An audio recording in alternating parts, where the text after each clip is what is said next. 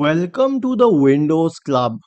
If emails are not automatically sent or received at startup in Outlook, then either read through this article on the website or simply watch this video. I will guide you through the resolutions.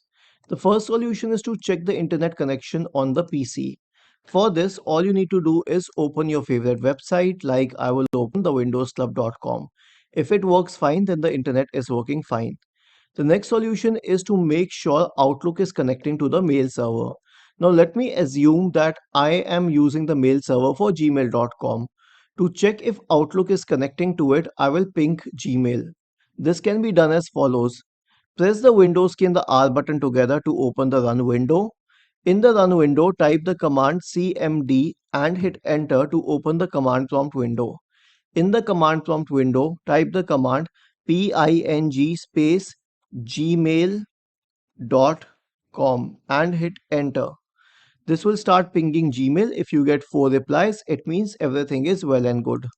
If not, then troubleshoot accordingly. The last is to create a new send and receive group in Outlook. Open Outlook, click on File, select Options, go to the Advanced tab on the list on the left hand side. In the right pane, go to the Send and Receive tab, click on Send Receive, select New, give it a name, and then click on OK to start a new send and receive group. Isn't this easy and interesting?